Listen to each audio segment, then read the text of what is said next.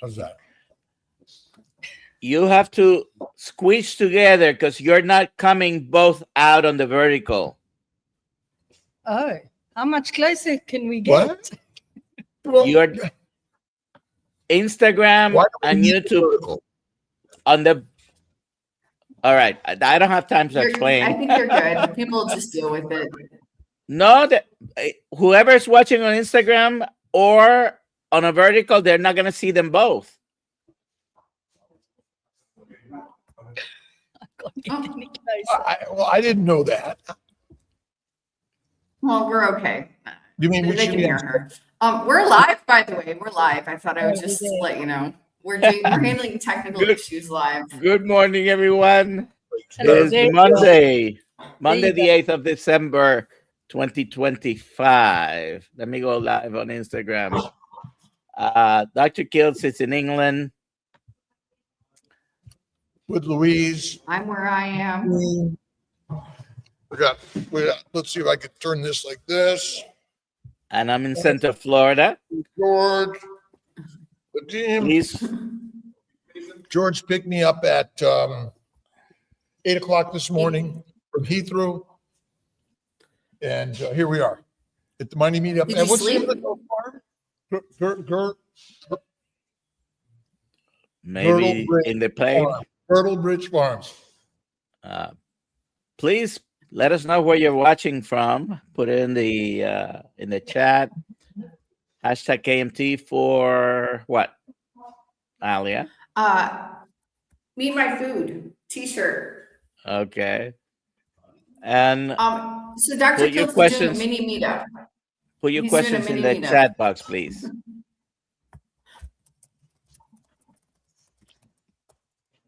So they're doing a mini meetup and recording something for the BBC. I don't know if they can hear us, but I want to say we're having our own meetup on the 7th of February, and I'm putting the link to sign up for that into the chat. It's in Tampa, Florida. Oh, it's when is it? The 7th? Oh, it's been moved. Yeah, it was moved. It was moved because of our dear friends also having an event that day. Okay. Right. And this morning we have Louise here with us, correct? Why don't you take it away, Dr. Kiltz? Well, I'm going to let Louise introduce herself and tell us about what her story is and how she got to this crazy carnivore space. Hello. Yeah, I'm Louise. Originally from South Africa, but I've been living in the UK for 26 years now. And I grew up on a farm in South Africa, so a very similar location to where I am now. And back then, I was obviously living a healthy lifestyle, but I felt that I was so poor, and poor me living on a farm. Look at all my friends in the city, going to the cinemas and, having all that city life. So as a teenager, I thought it was terrible. Now I wish I could go back to that lifestyle.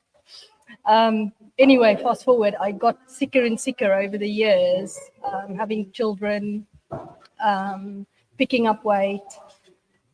But a little bit of a back history. I've also born with congenital heart disease, so a coarctation of the aorta. So I had major surgery as a child. So I was always conscious of health, and I want to live a really good, healthy lifestyle for my heart. And so I was following all the conventional guidelines: no fat, no red meat, all the stuff they tell you that's bad for you. Eventually, in lockdown, things got really, really bad when I had a call from my doctor after a routine heart scan. Then they found growth on my liver, and I had to go for an urgent cancer scan. And during lockdown, you couldn't see a doctor or anything. And those 2 weeks wait that I had to get the scan is when I turned to Dr. Google and the University of YouTube, where I found the carnivore space eventually. I turned around my life. I lost 30 kilos, which is about 5 stone. I don't know what that is in pounds. It's 110 pounds. Yeah. Thank you. It was a lot of weight, and I'm not really tall. I'm 1.60 meters. Again, that's 5'3". And I had lots of other issues, migraines, tinnitus in my ears, sinus problems, nasal drip, problem with my teeth, bleeding gums, digestive issues, GERD, the list just goes on and on. You never realize that all of those things is actually inflammation. Probably type 2 diabetic as well, with all my waist circumference being probably twice my height. Always crashing at night 3 times. At 3 o'clock in the morning, I would get up and have to go and eat something because I'm so sick, or I feel like I'm going to die. So I always go back, and all the professionals on YouTube has saved my life where the doctors never could. What are your thoughts, Louise, about this idea that we're learning so much from non-healthcare professionals, and there's a changing paradigm that much of our healthcare advice now is coming from the lay people, which ultimately are telling a story about how they healed and how we're working to share it more and more. And what's your thoughts on that? And again, this is where I think that we are taking matters in our own hands. We've been listening to the professionals so long and nothing of it's working. They're just managing us poorly with drugs. And now they think I'm the crazy one for living this healthy lifestyle on meat, butter, eggs. Yet all my friends that I'm converting, everybody's feeling better. So you can't go against how you feel. So we need to do this critical thinking for ourselves. And there's very few health professionals in this space, but more and more are coming out, which is fantastic. I've got an amazing GP, and she's come on board, and now one of her GPs in the same practice have come on board. It's slow, but the wheel is turning. I've since become an ambassador for the public health collaboration. Again, there's lots of professionals and lay people, and we don't have to be able to have hanging a degree on the wall to know this information. So the idea that the docs, we're getting some docs out there to begin to listen. When someone goes to their doctor as a carnivore, and their doctor isn't a carnivore, and they're afraid to even mention their practice, what are your thoughts on how to approach that? Right. So I've had quite times of this because I'm under the cardiology team because of my cholesterol has now gone through the roof. I'm now what they know is a lean mass responder. And I'm in such a position now because I've done all the research myself that I can challenge these professionals and ask questions and say why, how, what is the mechanism? And if you could educate yourself and not be afraid to question and then waiting for answers, or go back with a strategy and said, I will go on statins, perhaps, once we've done a CAC score and see how damaged my arteries are. And I'm just approaching it saying I'm eating a real nutrient-dense diet. I don't say I'm carnivore. I don't call it any name. I just say real food, nutrient-dense diet, because that's the least friction way of putting it, because you can't argue against that either. But my blood results, obviously, for being a lean mass hyperresponder, is giving my cardiologist a heart attack, to be honest. Well, it's interesting because I was listening to a book by Marty McCary, and talked about how so many of these tests are actually recommended in order to drive people to more diagnostic and therapeutic treatments. And so I'm thinking back on, even in the carnivore space, the keto space, maybe we don't need these tests. Maybe these tests are really still a drop down from the standard diagnostic therapeutic world, trying to get more people to do invasive testing, which leads to more treatments and more profits. And I also think that, well, I don't think the population of people's bloods that is out there is all from sick people. So you don't go there when you're healthy. So my blood is comparable to 3% of the healthy population of the world, where if they took it against the carb eaters, it's not the right picture. It needs to be taken in the right context. Correct. Do we have some questions out there, Dr. Nelson? We've got one. Yeah. Have you heard the new Carnivore Woman song? If not, we'll send it to Alia. Yes, send it to me. Yes, Okay, and that's not a question. I'm sure Amy could do something with that also. Louise, That's the only Were you- question so far. were you taking any medications? I was on high blood pressure. Okay. I was on amitriptyline. I had arthritis in my foot because I had major surgery in lockdown as well. I was on lots of over-the-counter pain medication, including for reflux. Okay. And codeine for the pain of my foot again, the arthritis. Everything is gone. I've not touched the over-the-counter medication or been back to the doctor in 5 years for nothing, not even a headache, not a sniffle, nothing. Very good. What were you taking for your blood pressure? Do you remember? Labetalol, I think it's called. Labetalol? Yeah, it was probably labetalol because of my coarctation of the aorta. I had to take that. All right. Are you still taking that? Or So everything went normal. My blood pressure used to run something like 200 over 100 at the worst. And now it's sitting at about 115 over 60 with just diet, exercise, weightlifting, very little cardio. What's your energy state today compared to what it was before? Well, 100% better. I've had another condition called chondromalacia of the patella in both my knees. So I had to drag myself up and down the stairs and come down on my bum. And the surgeon said I would need both my knees replaced at some time. I'm now running up and down the stairs like a gazelle, no problem.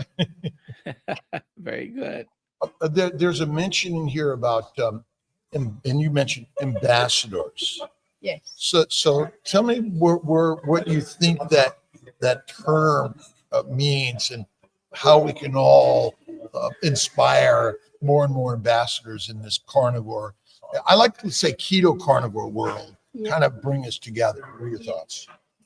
I think that we need to make change by opening our mouths and talking up, because if you keep quiet, nothing's going to happen.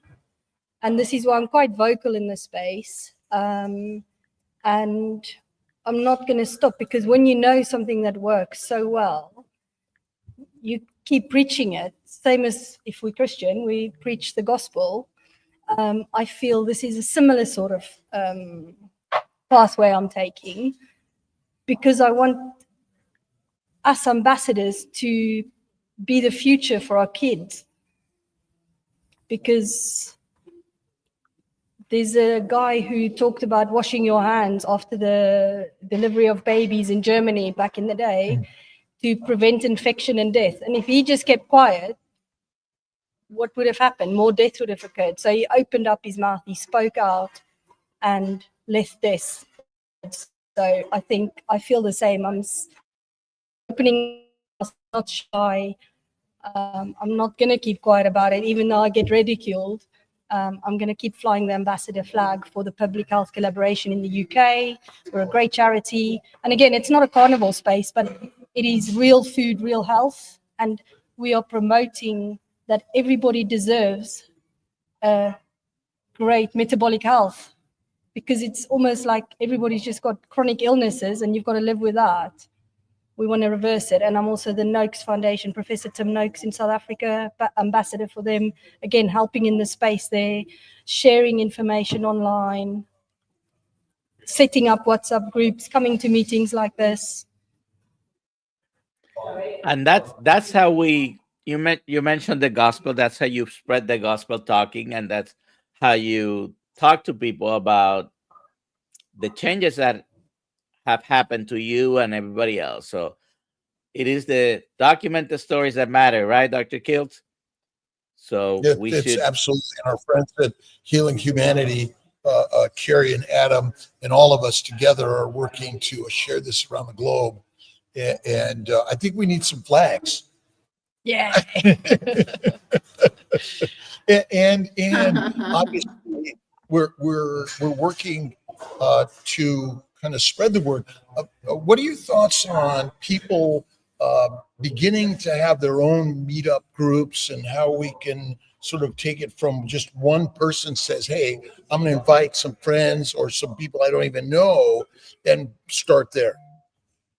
Yeah. As our good friend Georgia said, somebody thinks somebody will do it.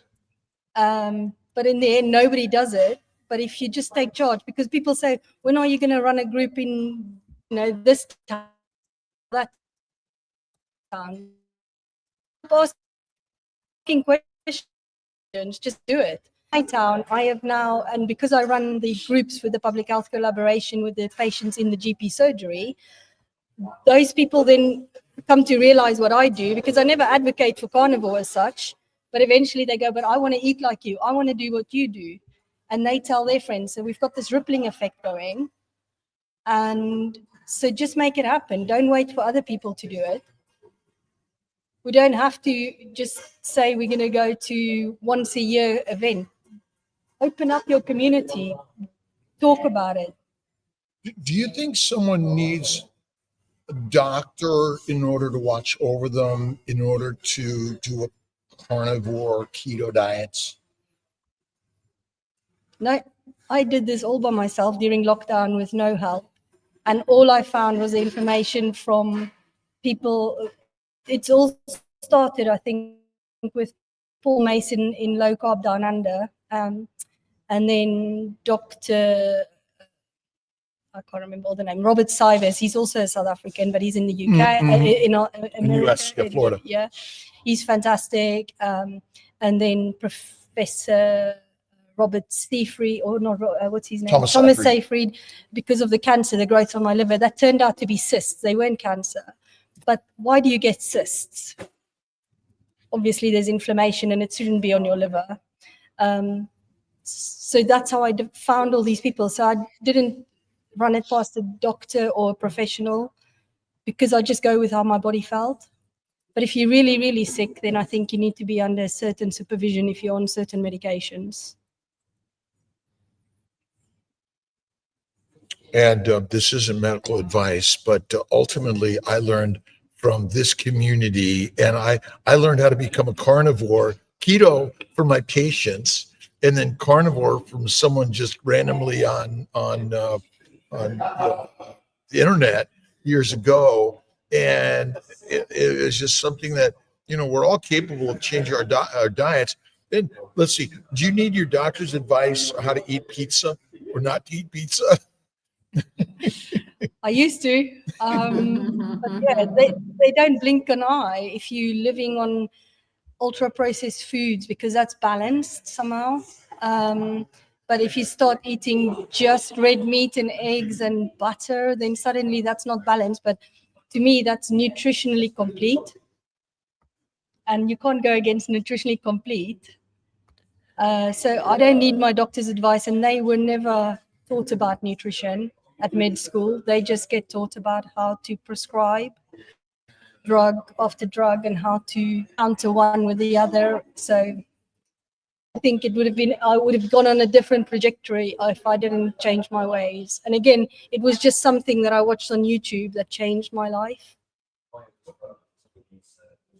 So the information is out there everywhere, and listening to people's stories and how they've healed pretty much. I mean, what disease is out there that it isn't improved by the lifestyle of carnivore, or simply lowering carbs, adding fat in someone's diet?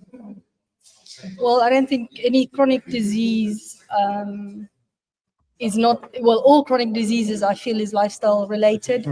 The only time you need a doctor is in an emergency, or in my case, when I was born with a congenital heart disease, they fixed the issue. Things like that is definitely you need medical people.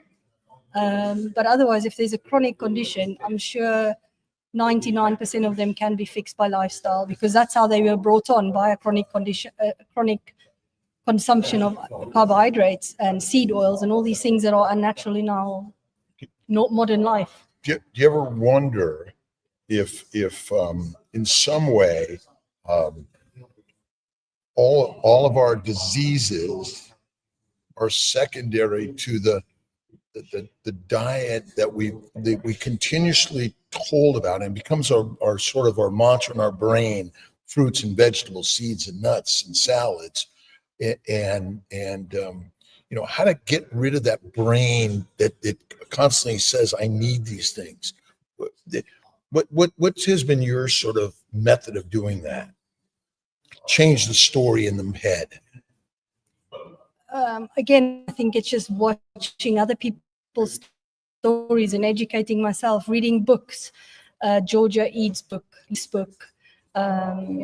I've got so many books that I've gone through, Robert Lustig, all these books. And when you put the puzzle together, you realize that these foods are not ancient foods.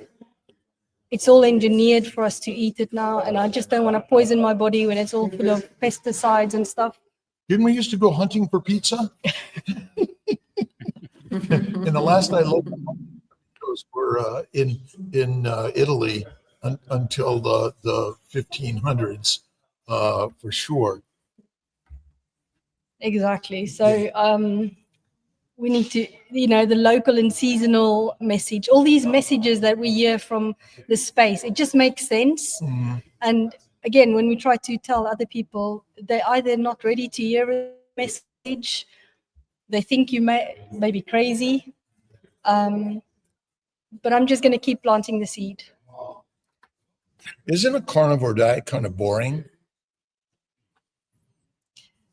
And again, I used to be so plant-based because of my health and the environment. I wasn't an ethical vegan or anything like that, but I just thought that it's not good for me, so I've got to limit all these things. So I wouldn't touch red meat, I wouldn't touch butter, I wouldn't touch dairy, all these things. But now my body craves it. So the longer you do it, the more you only want to eat red meat and nutrient-dense foods. All those other things, you just become poison. I can't even see it as food anymore. So the mindset change, and it's a process. It didn't happen overnight, but it happened over a period of time. So I've now been, since the 1st of December 2020, I've been on this journey. And I haven't put on any weight again, and life is great. Some good comments. Yeah, my oncologist told me I had to take my new medication with the biscuit or piece of toast. And the other thing they always say is, don't forget you have to take your medicines with food, right? So it's constantly eating. What's your thoughts on fasting, Louise? Yeah, I think I think back at how our ancestors would have done it. So who woke up in the morning in the cave, opened your rock from the hole, and then you open your fridge to have your Kellogg's first, because breakfast would have been the most important meal of the day according to the nowadays people. So you would just eat when you go to hunt. You can't eat before that. So if you had to wait, your body isn't going to drop dead, because it gives you enough energy to go and hunt your gazelle the day. So fasting is just, to me, time restricted eating. Can now manage to only eat when they got food. So I don't think it's dangerous. I just think it's a natural way. So I do daily time restricted eating. I don't like to eat breakfast. It's just because my body don't need it. And I eat when I'm hungry. And usually that's once or twice a day.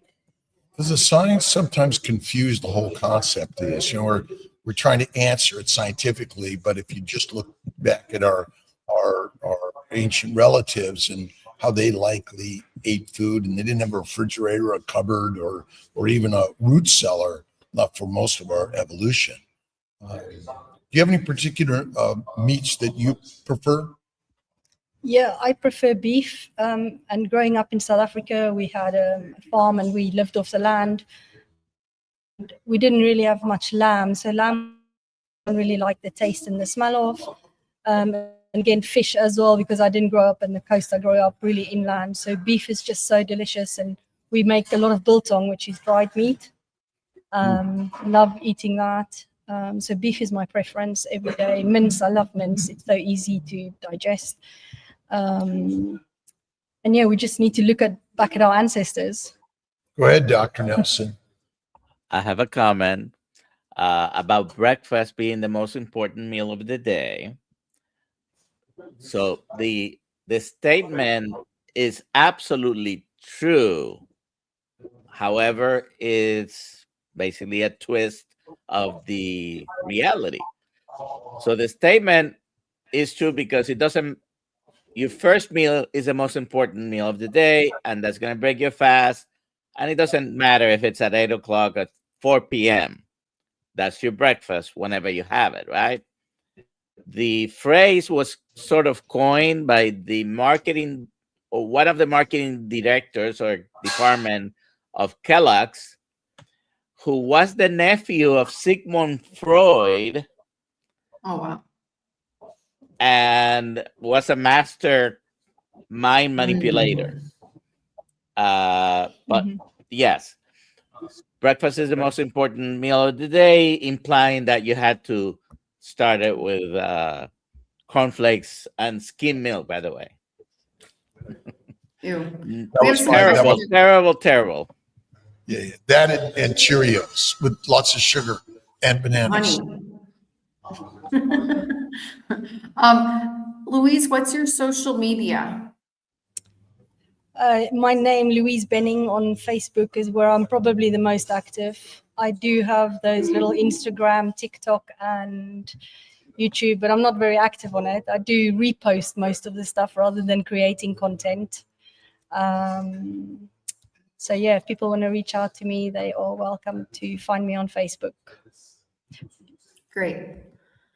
What's your Karen thoughts? asks, go ahead, Dr. Kiltz. No, you go ahead, Alia. Okay, Karen McMath, did you have any family or friends encouraging you when you started? No, I am on my own. All my family is in South Africa. Again, my life in 2020 was during lockdown. It was the worst year of my life. It's such a sad story, but I don't want people to feel sorry for me. But I had obviously the issue with my liver. I broke my foot, so I had to have major surgery twice in that year. 3 metal plates, 13 screws. My mum died. My husband left me. It was just an awful, awful year. But it was also the best year of my life because I reached rock bottom. And that meant I had this pivotal moment that has now turned out to the best thing that happened to me in my life. So that's why I don't want people to feel sorry for me. I turn it around and put a really positive spin on it.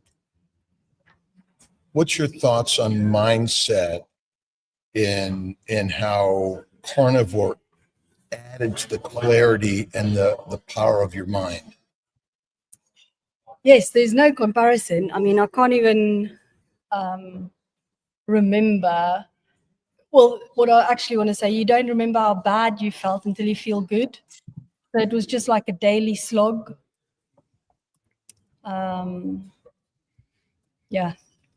The community, I think the community in carnivore, and I know for myself, conversing and I've gained so many friends and relationships in this community that have helped me spiritually, emotionally, and I know for sure that the power of my mind is opened up over carnivore, and I think that there's a connection in our spirituality. And somehow getting back to the carnivore lifestyle puts us back to our really ancient roots more so than anything.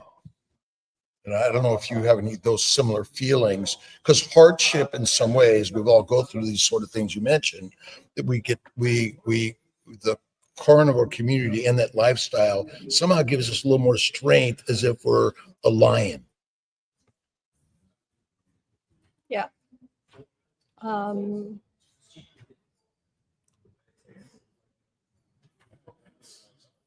And wondering if you feel the same way, and now that you're a carnivore, it gives you more power and strength to keep moving forward. yep. Feeling the I forgot now what I was going to say. No rush, no rush, no rush. Pauses are good, I always say. Yeah. So we just have this community of people that we can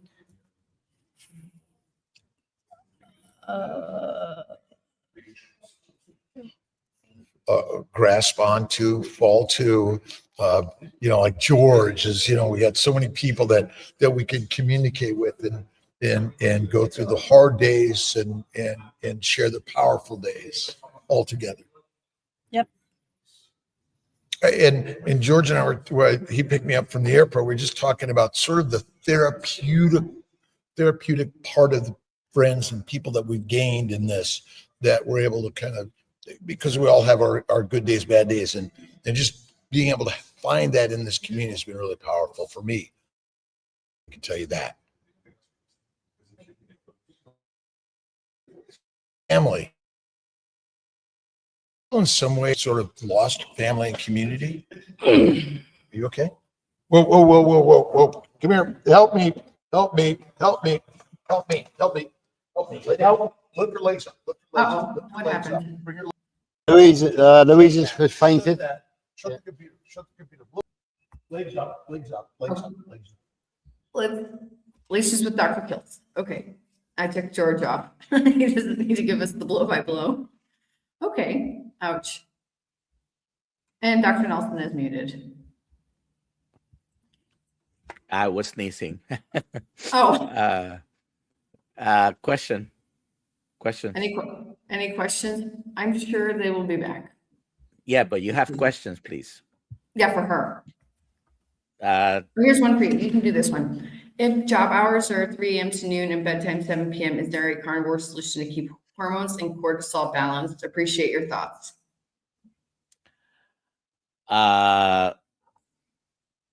You want me to be straight? You need to work during the day, not work during the night, period. Night shift, night work kills you. And there is no medication, no maneuver, nothing that can compensate for it. You can try doing all type of things. Working at night, working night shifts is the worst thing for your body. Your body is not meant to be working. And trust me, I don't know what the job is, of course. When I was training, I was working at night throughout, sometimes 24, 48 hours straight in training. And I understand, but night work is not good for your health. And my advice was, it sucks, because I was doing that schedule for a while, doing the live stream starting at 4 a.m. So yeah, I was so happy when the schedule changed. Okay, here we go. Papa Carnivore, even if the CAC score comes out high on the test, what evidence would lead you to believe that a statin is somehow beneficial? So I don't know if Peter was asking anyone specifically or having a conversation, but the evidence that a statin is going to reverse atherosclerosis is poor. So Okay, there you go.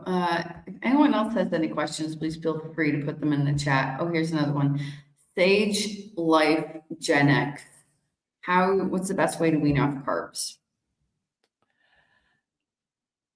first, you have to set your mind that I'm going to cut out these foods and start.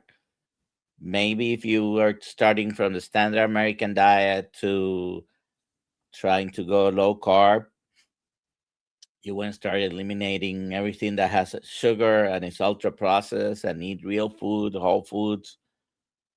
You know, if you're eating vegetables, fruits, at least should be the vegetables and the fruits, not the fake food made that comes in boxes, bags, or cans. And wean off, go slow, or just jump into it. If you jump into it, look into the possibilities that you might get what it's called the keto flu. It's really readjustment of your body to the withdrawal of carbs. Take no more than a couple of days to find out about that. Don't delay it, I would say. What would you say, Alia? Yeah, I would say get rid of the grains first, and seed oils immediately, and then slowly get rid of everything else. Because you could just jump into it and you could feel very bad. But if you do it over like a 3-week period, but the grains and anything ultra processed, get that out first, and then slowly take away the vegetables, or fast. But over fast, 2 weeks is fast. Take them out, and then see how you feel on 0 carbohydrates. And Dr. Nelson. Okay, good. You're still here. I'm like, I know Dr. Nelson is gone. No, it's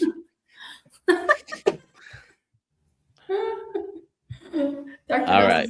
can you get this next question? It says, I have a sure. friend who abuses red wine a few times a week. Do you think prediabetes symptoms can perpetuate this behavior?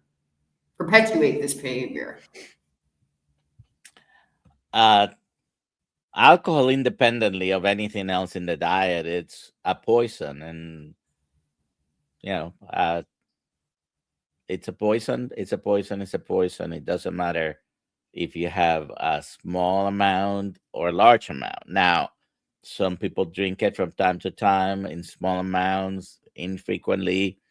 It's not going to be the same damage as having it several times a week, but that is definitely independent of what other diet you're following. Okay, Louise is fine. We just had a little vasovagal, happens to all of us. She was looking at George, and he's so good looking that she was just like painted over his good looks. Yeah, well, it was you that's holding it. Oh, I think it was a combination of both of us. well, that was it. It was a combination of that. So We're glad she's okay. he's fine, 100%. Yeah. You know, it happens. Keep the question, Alia. Okay, you go This for one? it, Alia. Yeah, This the question, one. No, the one you had. I wanted Dr. Kiltz to make a comment on that. the red wine. Yes, the red wine. Okay. Oh, Okay. Did we get a red wine? Well, go ahead. What's the question? I have a friend who abuses red wine a few times a week, probably. Do you think prediabetes symptoms can perpetuate this kind of behavior? Well, alcohol is a poison for the human body, and it damages the liver, and absolutely will perpetuate the diabetic and pre-diabetic symptoms. So, and then there's the fermentation in the gut, which also makes alcohol. What do we call it? Spontaneous autobrewery syndrome, I think it's called. So yeah, a few times a week is no alcohol is good for us. So it can adversely affect the liver and affect diabetes and prediabetes. Okay, good. We're done with the questions now. How are you doing, George? Yeah, very well. Thank you, Dr. Nelson. I picked up Dr. Kiltz successfully exactly on time this morning. Everything went very smoothly. Basically, the sun shines on the righteous, and we're having a great time. It's going to be we've barely even started yet, and there's quite a few more people coming, so we're really looking forward to it. We had a great journey across London this morning, about an hour, and we put the world to rights as we do. And we're looking forward to it, and we're very much looking forward to seeing everybody next June as well, because Dr. Kiltz is coming. And Ali is privately saying that she might be coming as well. So anybody else from America A wants little to come? holiday come and in join the us. UK. You know, and join Kiltz Mighty Tribe, KMT, and become a global carnivore ambassador. I think we need to have little pins. I think you're right. Little pins, global carnivore ambassador. And, Okay. and again, and part of the carnivore is also to invite people even to begin with keto, which is, what did we call it, George? The therapeutic carbohydrate restriction, which is what we get to as a Kiltz coach. So yeah, TCR. Lower the plants, lower the sugars, mostly lower the fiber. I think is a big one, and add more fat. And animal fat is really the healthiest for us. It is, absolutely. I mean, the thing is that we've got the great Lee Coper speaking this afternoon, who lost his colon to fiber basically. And his evidence shows that basically meat gets digested in the stomach and absorbed in the small intestine and never goes to the colon to ferment or to rot, whereas fiber does. So yeah, myself and Dr. Kiltz agreed this morning that fiber is probably one of the worst enemies that we have in the current human food chain. It's very difficult to actually change people's mind on fiber because the fiber myth has been around for so long that it's a real mindset changing problem. It took me 2 years to actually realize that, but I have felt the benefits of getting rid of the fiber. We got this question. How do you feel about cheese? Before the cheese, I wanted to make a comment. By the way, George, I have to always put my hat on whenever I talk to you. Yeah, absolutely. So, yes. I don't know if any of you saw Dr. Boss's video with Diary of a CEO. It's almost 2 hours long. Great interview, and she answered the fiber question very simply. It was so simple. I'm gonna refer you to the video, and you can watch it. Okay, Bart's. Fiber. Bart's. Fart? Dr. Boss, he said. Fart. Bart's. Farts. Oh, Fart. she mentioned that's the purpose of fiber. So Dr. Kiltz watched the video as well. She's a rock all right. star. Okay, how do you feel about cheese? That's you a asking? question from Julia. yeah. Julie? Yeah, well, I still eat cheese. I come from the county of Somerset here in the UK, which is the home of cheddar. So we have a really excellent real cheese, if you like. One thing, I don't go overboard on it. I kind of use it as a carnivore treat or a junk food. No, not junk food, but as a kind of condiment to your food. food, as a special occasion. For example, if I go out to a restaurant and I have my steak with no sides, and then everybody else is having a dessert, like a trifle or something, then I will always have the cheese board. So it's a good carnivore alternative, I find, to when you're out in restaurants. Myself and Lainey, we don't tend to buy cheese for to bring it into the house, so there is no temptation there. But yeah, certainly as a good go-to for restaurants, I would say cheese is perfectly okay. Obviously, we are all N equals 1, so if you do find that you have bloating or issues with cheese, then simply give it up. But I have no problem. So not with the amount of significance and frequency with which I eat it.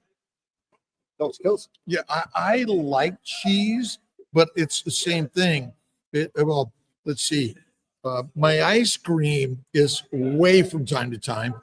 My brother says every time I visit him, it's like 3 times a day when I visit Brother Ray. Thankfully, it's not too commonly I visit, but cheese, I like Parmesan and blue cheese.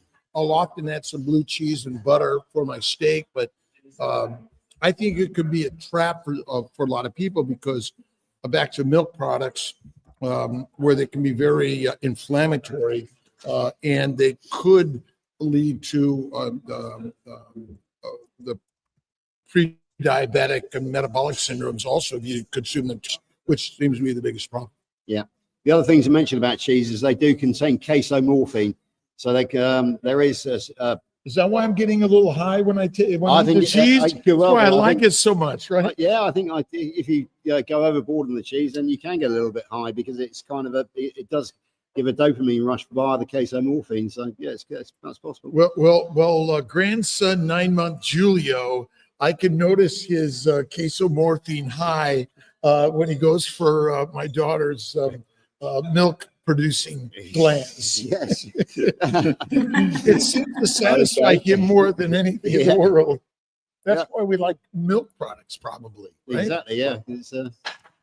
Well, it's instinctually made that way. It is absolutely right. Yeah, it's very true because it's what we started on. We entered the world in a state of ketosis, and we remained in ketosis until such time as we were weaned onto apple sauce, for example, or the fruits. The fruit. Don't get me on that one. Yeah, no.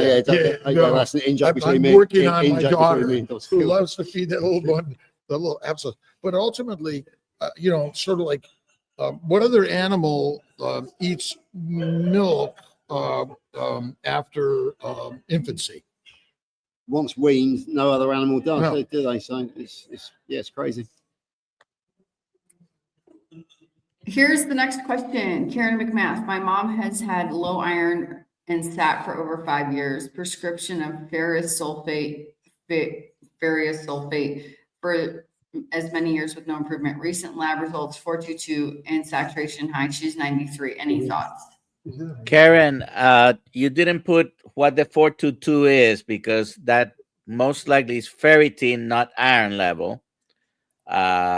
And that's actually on the high side. So if it's ferritin, so if you could be more specific, I just kind of answer you on the chat, but we can go back to that question. Okay, good. Let's see. Yeah, just a quick one, folks, just to let you know that Louise is now standing up and Dr. Kiltz is with her and they're having a laugh. So everything is absolutely, everything is fine. We gotta get her back in. She's good. Hi, Louise. She's good. Apparently, I fainted on live TV. I don't know. Yeah. Well, I almost fainted too. So as both of us were feeling like the energy, but it happens and to anyone, and even the carnivores, these things can happen to. I'm all good, thank you. I had the doctor in the house, so I was all right. Yeah, they called me in to be here just for this particular occasion.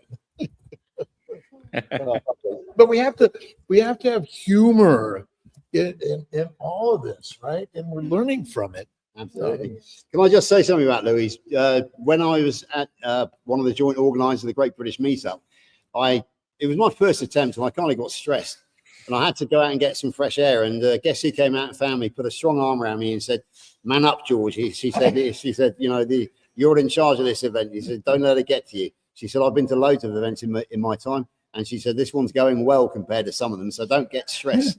So I owe a lot to Louise for that particular advice on that occasion. So yeah, it's fabulous to have her here.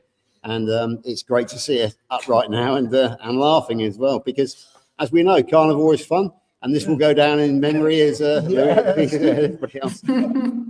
We did have it. It has been saved, right, for a part of that anyway. And then they got a picture of us on the ground.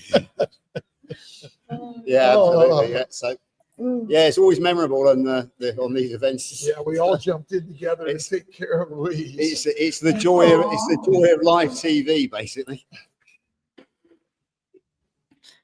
Okay, glad you're okay. I'm okay, thank you. Well, I got troubles.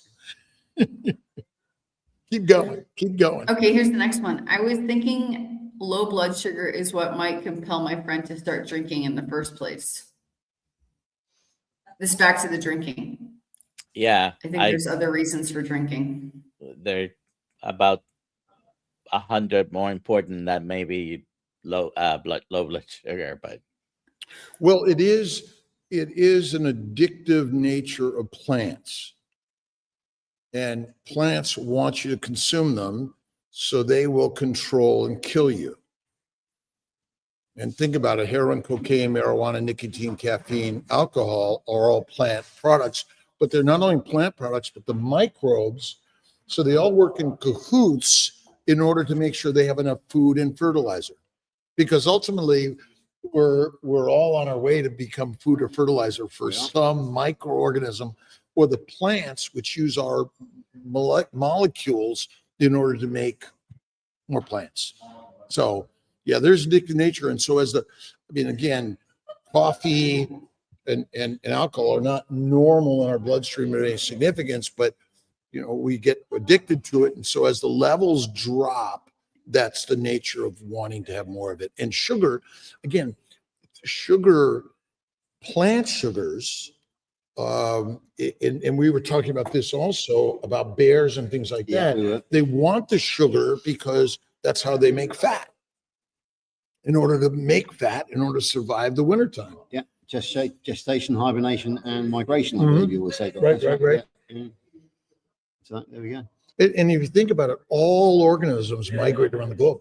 Yeah. I always read about invasive species. Well, that's the nature of all organisms. They aren't in one place, then they migrate then other organisms come in and push them out. It's just the nature of life. And to pick up on what Dr. Kiltz was saying about fertilizer, basically when we become fertilizer, then we go into the soil, we enrich the soil, the grass grows out of the soil, the ruminants eat the grass, and then we eat the ruminants. So it is a circle of life.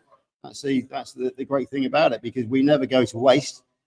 I have this saying that we never actually die. What we do is we get recycled, and then something else is created from us. So yeah, it's the circle of life. It won't ever stop, hopefully. So our job is to make ourselves the very best food and fertilizer for the micro and macroorganisms for the future. Exactly. And then the micro and macroorganisms will help the grass. Our ruminant friends will eat it, and then our children will eat those ruminants. And that is our legacy. That will be our legacy to the next generation. It is our job to make sure that they are still eating the ruminant animals and that they are not told not to in the future. That will be our legacy to the future generations. Is cheese and yogurt a complete food? Well, milk technically from a breast is a complete food for a baby. But I mean, theoretically, I imagine that we could probably live a long time on it. Yeah. But that's not to say it doesn't have some harmful effects. That's true. But the Maasai live on it mostly, and they are very big, tall tribe. They don't eat their cows a lot. They feed more of the blood and the milk, so it's complete enough. So do they do George, blood also? Yes, George, your friend from the 19th century that wrote the book, The Philosophy of the Stomach, what's his name? Bernard Montfort. He lived on milk for 6 months. What he did is he used milk to transition to the meat only diet. Right. He actually did milk only for 6 months as a way of cleansing his system in readiness to going meat only. But he found massive good results on milk only. It increases athletic performance. And I think, to quote him, he rediscovered the joy of jumping hedges and ditches.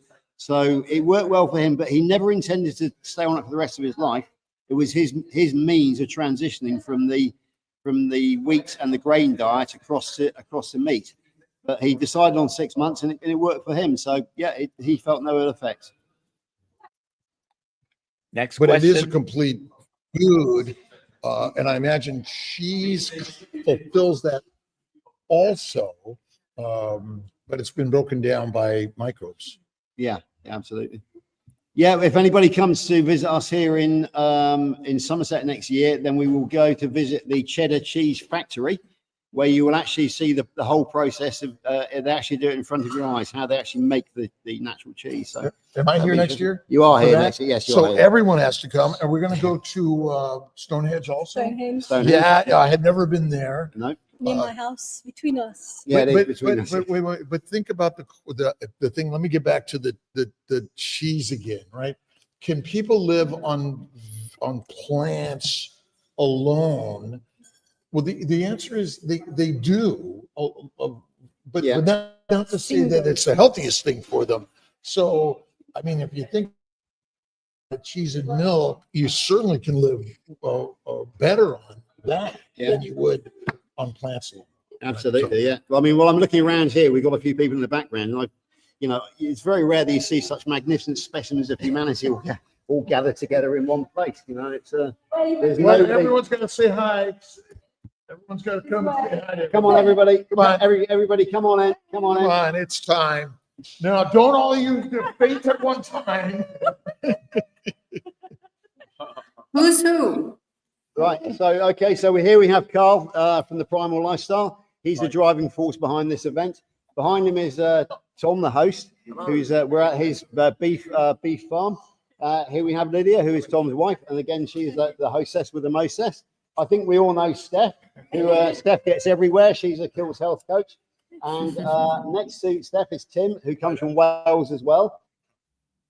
So they traveled together this morning. He's our Dr.Kiltz double X. Yeah. Well, wait a minute. We're going to show this.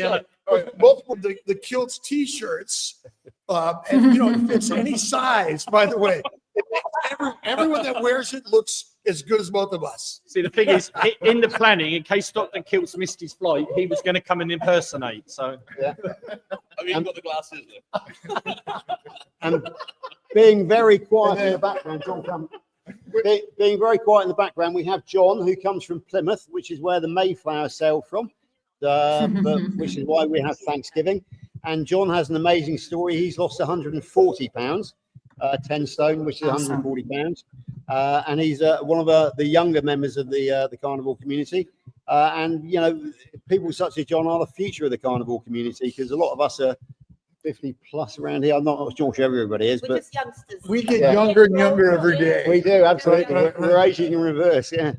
Oh, crikey. Oh, We got to do this now. Yeah. Do this. What's the betting Dr. Kiltz wins it again?